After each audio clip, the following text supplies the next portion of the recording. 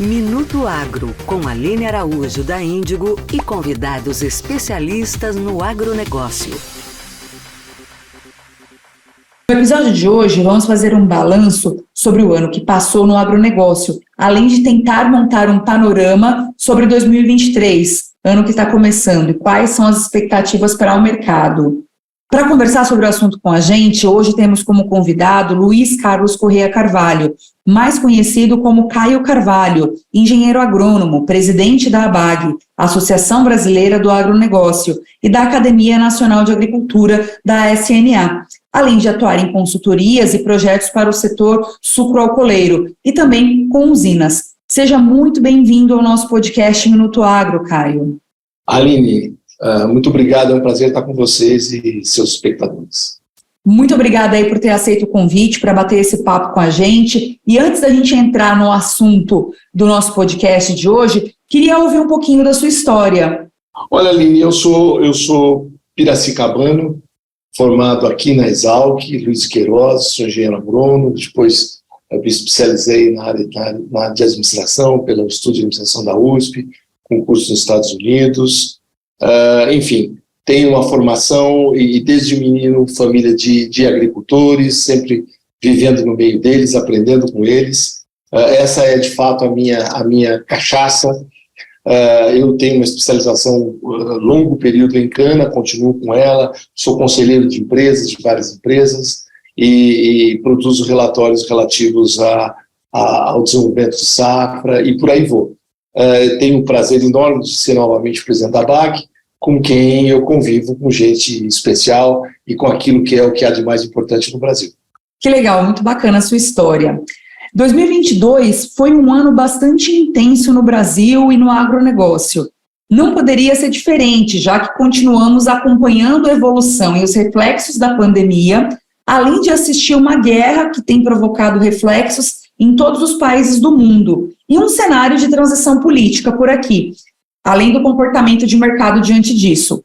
Como que você avalia o fechamento, o balanço de 2022 para o agronegócio?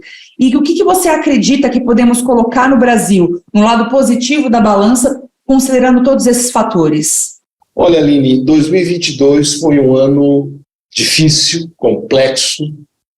A gente viveu isso tudo que você se referiu. Ainda vivemos em 2022 fechamento da China por causa de medo do Covid, que voltou numa proporção muito maior do que se esperava. Isso, obviamente, reduziu o crescimento da China e, portanto, houve uma redução geral no mundo. Nós tivemos, em 2022, algumas características que o diferenciam como ano em relação ao Brasil. Um crescimento grande comparado com o resto do mundo. O Brasil teve bem acima de outros países, inclusive dos países desenvolvidos. Nós tivemos a competência de nos anteciparmos com a questão de política monetária e com juros, de tal forma que os outros países, inclusive os ricos, entraram depois da curva, que eu chamo da curva de inflação, e do impacto estão sofrendo muito mais do que nós. Então o Brasil teve esse mérito. E por outro lado, se nós olharmos para o balanço das coisas de resultados, nós percebemos que o agro de fato surpreendeu novamente. O agro significou um terço a mais do que 2021 e 2022 em termos de exportações. Foi 47,6% das exportações totais do Brasil em 2022 foi do agro. Trouxe um superávit de 142 bilhões, disso exportações de 159 bilhões, eu falo em dólares, importações de 17 bilhões, 17,2, que aumentou. Isso é importante, porque significa que nós estamos trazendo tecnologia para o país, isso é muito importante, que dá aquele saldo de 142 bilhões. Né? Se nós olharmos os destinos, a gente vê a China estourada com 50,8%, está aí vendo Estados Unidos com 10,5%, Países Baixos, Espanha e Irã ao redor de 5% cada um. Então nós tivemos uma distribuição interessante. Pode-se perceber que a China comanda isso. Nos 2 últimos meses de 2022 foi incrível o crescimento de exportações de milho para a China, que agora, em janeiro, está explodindo novamente. Portanto, nós estamos vivendo realmente um novo momento. Tivemos bons preços de commodities, com todas as dificuldades. A soja, por exemplo, teve uma pequena menor oferta por causa do clima, que foi muito difícil para nós aqui no Brasil, mas tivemos 27% a mais do resultado final em termos de receita, né? O mesmo aconteceu com café, com algodão, né? E com milho, que aumentou em 197% a receita. É realmente extraordinário. Um aumento de moagem de cana em função do melhor segundo semestre de clima, mas uma oferta um pouco menor de açúcar, porque nós tivemos uma redução de anos em relação a anos anteriores.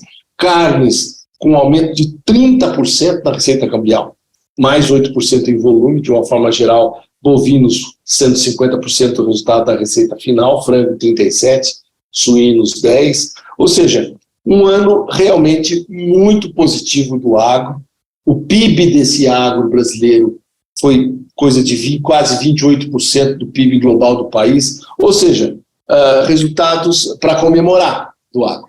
São números realmente para se comemorar, para celebrar, são números impressionantes, dado todo o contexto macroeconômico mundial, né? Não só Brasil, né? A gente falou no começo a respeito da questão do conflito entre Rússia e Ucrânia, que trouxe aí algumas questões para o mercado de fertilizantes, trouxe impacto que afetaram o Brasil na safra passada. E aí o meu questionamento para você é, o mercado local, né, o Brasil, ainda sofre algum impacto em detrimento desse conflito? Você acredita que a safra 23-24 ainda pode sofrer algum impacto provocado pela falta dessa matéria-prima? Na verdade, Aline, não faltou matéria-prima, não faltou, a gente ficou estocado, a gente teve o suporte na lógica da política pública que o Brasil tinha na política global, com o BRICS, com a Rússia, chegaram os fertilizantes. O impacto nosso não foi falta, o impacto nosso foi preço. Nós tivemos, de fato, uma subida de custo muito alta em função disso, pelos preços maiores, o que acabou impactando a nossa margem. Nós tivemos bons preços, tivemos um bom volume de oferta, óbvio, mas claro que os custos foram mais altos, não só de fertilizantes, mas também vamos dizer assim, a bagunça que foi a geopolítica, a bagunça que foi, digamos assim, a questão da logística global, nos trouxe impactos importantes negativos, né, pelo aumento de custos, mas a gente acabou saindo disso bem. Acho que para 2023 nós vamos ter uma queda nesses custos, que já vem acontecendo, de fato, fertilizantes nitrogenados e coisas que estão acontecendo. Acredito que o maior impacto do ano que vem, desse ano 2023, é, vamos dizer assim, a recessão que se observa muito forte, tanto na Europa, como agora iniciando e deve iniciar nos Estados Unidos. A política monetária restritiva, juros altos em todo lugar, a China, que teve um crescimento bem menor, tudo isso se soma nessa condição de 23, digamos assim, mais pressionado. Há questões importantes na sua pergunta que, por exemplo, o fundamental é o petróleo. A gente deve seguir em função de menor investimento e de função de menor oferta, mesmo com a recessão, o preço do petróleo deve se situar entre 90 a 100 dólares o barril, inclusive o Rabobank falando em 103, 104 dólares o barril. Isso pressupõe commodities, porque o petróleo digamos, o rei que comanda esse espetáculo de preços, de uma forma geral, de commodities. Portanto, deveremos ter preços bons. Eu sou otimista em relação aos preços de commodities, mesmo depois do verão no hemisfério norte, agora a partir de março. Então, acredito que teremos preços bons, o petróleo dando esse suporte. O Brasil vem com um clima muito positivo, deveremos ter umas safras muito boas no ano que vem. Então, eu acredito que, novamente, em 2023, o agro deverá, digamos assim, ser o sustentáculo do desenvolvimento econômico do país. Eu só espero que as políticas públicas estejam à altura da importância e da relevância que tem o agro no Brasil. Sim, falando em políticas públicas, né, 2023 começou com um novo governo e, por consequência, com novos ministros. Carlos Fávaro na Agricultura e Marina Silva no Meio Ambiente. Qual que é a sua visão sobre as ações dessas pastas, sob o comando desses novos líderes E qual que é o papel desses setores em relação ao comportamento do Brasil no mercado externo? É muito importante você fazer esse questionamento e incluir o mercado externo para que a gente discuta o que acontece com política pública, sempre olhando o mercado externo. Aline, o Brasil, veja, se a gente falar, os americanos adoram sempre colocar the big three, quer dizer, os três maiores, né? Se a gente olhar na área de energia, seriam Estados Unidos, Rússia e Arábia Saudita. São os grandes três ofertantes de petróleo no mundo. Se nós olharmos os grandes três ofertantes de petróleo, de alimentos no mundo, são Estados Unidos, União Europeia e Brasil. E o Brasil é o 7º entre os grandes players de energia. Ou seja, nós estamos falando de um país que tem um peso extremamente relevante com relação à economia global e com relação ao mercado externo. Falando em mercado externo, a gente pode assinalar alguns elementos distintos que definem o novo contexto que nós estamos vivendo. Em primeiro lugar, a geopolítica vai condicionar as relações econômicas e o comércio internacional. Portanto, nós estamos de olho e nós temos que ser proativos nessa questão, pelo peso e relevância do Brasil, como eu falei antes, porque a geopolítica vai acabar definindo coisas como será a OMC, a Organização Mundial de Comércio, como é que o Brasil vai entrar na OCDE. Houve uns questionamentos, ainda está havendo um questionamento desse novo governo sobre isso, que vinha caminhando muito bem no governo anterior. O segundo ponto é relativo a isso que eu falei da OMC. Nós passamos a ter um crescente unilateralismo e não um multilateralismo, que foi tão importante para a geopolítica global, para o crescimento do mundo, digamos, para a globalização. Por exemplo, a Europa, a União Europeia, está, através do Green Deal, que é um acordo verde, forçando a barra, se eu posso dizer assim, quer dizer, forçando um unilateralismo baseado na realidade do mundo temperado.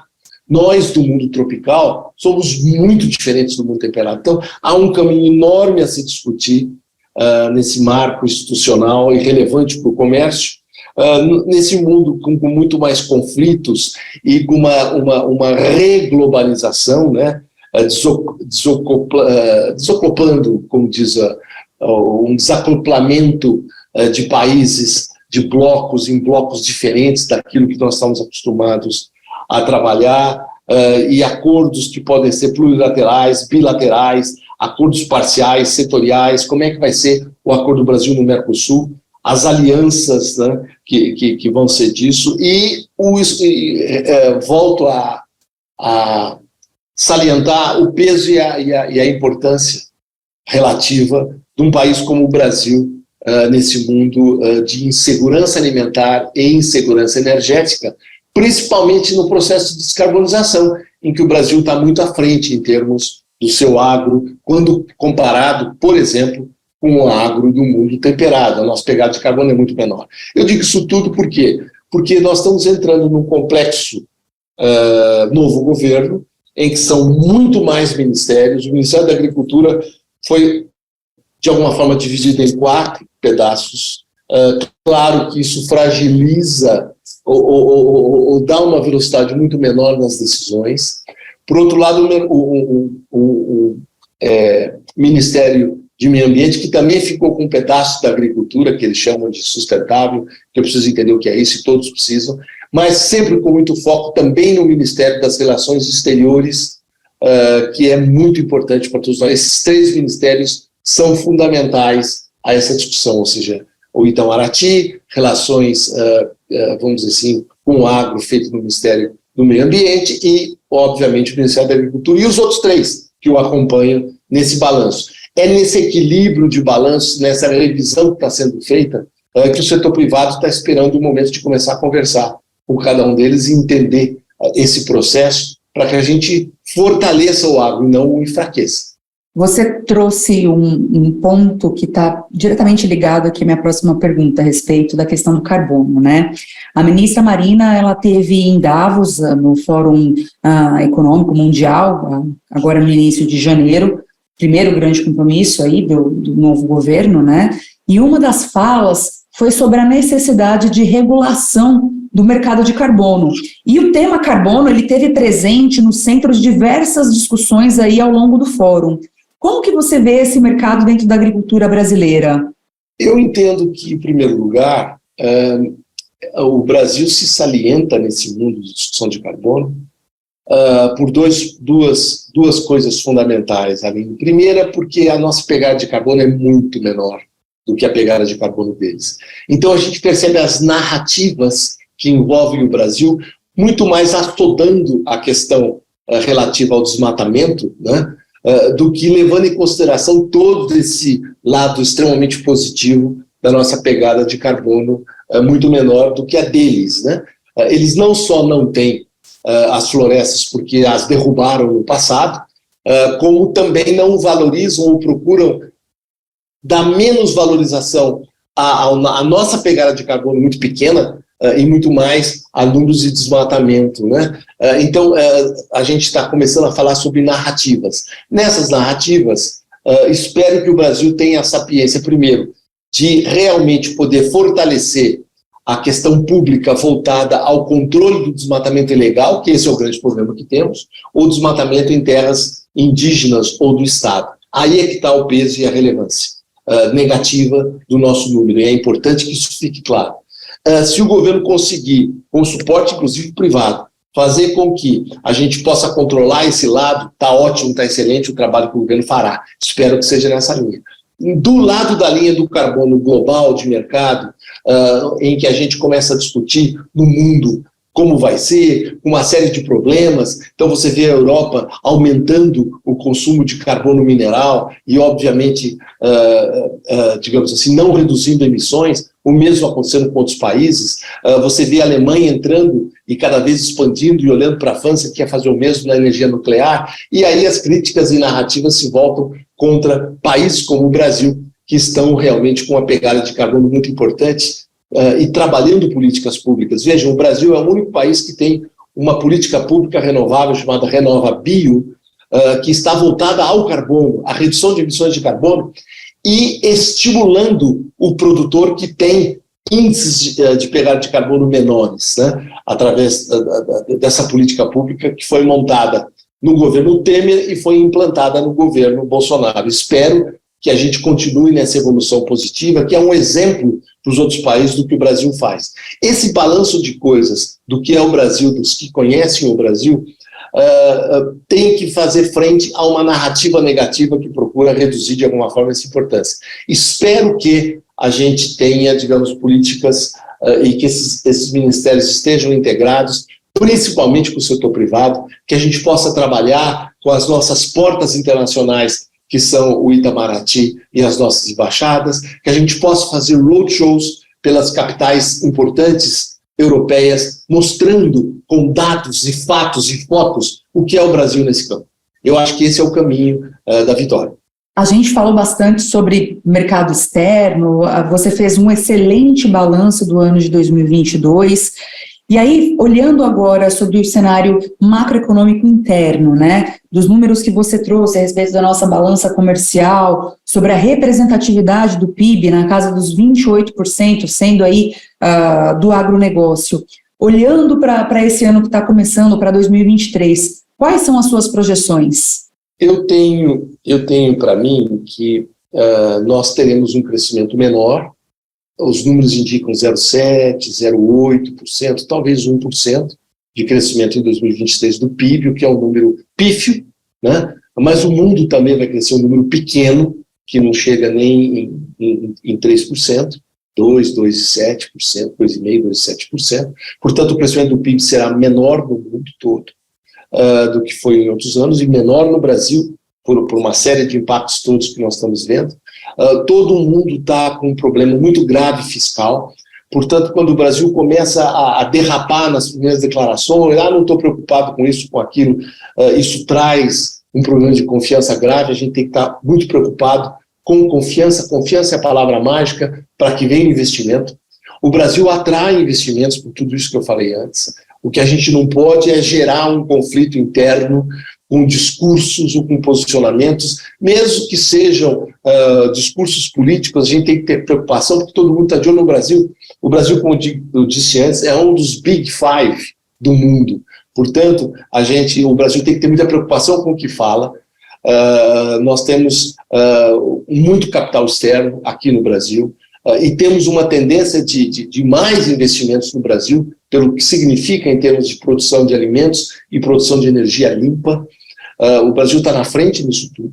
O que a gente não pode, de algum modo, é transformar picuinhas ou brigas eleitoreiras ou eleitorais que a gente acabou de sair de 2022 e mantê-las em 2023. Nós somos um só país, nós temos um só governo, nós temos que ter um discurso para todos os que votaram contra ou a favor do governo. Nós temos que acalmar, nós temos que trazer paz. O agro é um exemplo de paz no mundo, tanto é que um dos nossos líderes é, inclusive, candidato a Prêmio Nobel da Paz. É por aí que nós temos que andar, Aline. A gente tem que imaginar que nós começamos um novo governo para o mesmo país, para o mesmo povo e que precisa de condições de vida melhores. Sim, com certeza. Infelizmente, a gente está chegando aí ao final do nosso episódio. Foi uma conversa muito bacana, muito enriquecedora.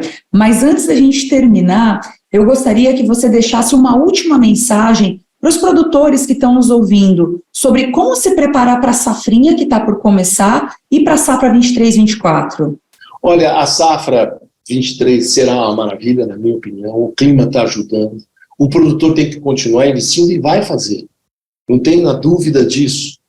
Mesmo que criticado, mesmo que com injustiças a respeito do seu posicionamento, mesmo que tentando implicá-los em discussões que não chegam no seu nível, o produtor vai à frente, segue à frente. Nós vamos ter recorde de novo, Aline. Então, 2023 será um ano bom. Será um ano complexo, que a gente tem que realmente, às vezes, até fazer uma vista grossa de coisas que estão falando, mas espero que aqueles ministérios que nós citamos e que o setor privado faça as pontes. Nós temos que criar pontes de tal forma que é mais do que momento de passarmos a conversar sobre fontes, sobre pontes, sobre fontes de investimento, sobre mecanismos que permitam ao agro trazer cada vez mais uma balança comercial positiva ao Brasil. Eu acho que as apostas são claras, as apostas no Brasil estão claras, desde que as nossas narrativas sejam férteis para esse terreno. Apostas no hidrogênio verde como grande energia, no processo de descarbonização, o Brasil dá um salto à frente, na questão de alimentos, de proteínas, na agregação de valor ao agro que será feita, tanto pelo mundo biológico como pelo mundo químico. Eu acredito demais nisso e acho que a gente vai evoluir muito. Muito bom, muito boa toda a nossa conversa, todas as reflexões aqui. Queria agradecer demais a sua participação, agradecer aí todo o conhecimento que você trouxe para os nossos ouvintes. Obrigada, viu, Caio? Aline, obrigado, é um prazer a gente estar aqui, a BAG à disposição, nossa meta é exatamente isso que nós falamos. Esse foi o nosso episódio de hoje do Minuto Agro. Eu espero que você tenha gostado. Obrigada a você, ouvinte, por nos acompanhar até aqui e obrigada pela participação. Esse episódio teve produção e colaboração técnica de roteiro e de pauta do super time de comunicação da Índigo. Nos siga em todas as plataformas digitais para não perder nenhum episódio. Terminamos aqui mais um podcast Minuto Agro. Esperamos você no próximo. Você ouviu Minuto Agro. É questionando que evoluímos. Seu podcast da Índigo. Ouça em todas as plataformas digitais.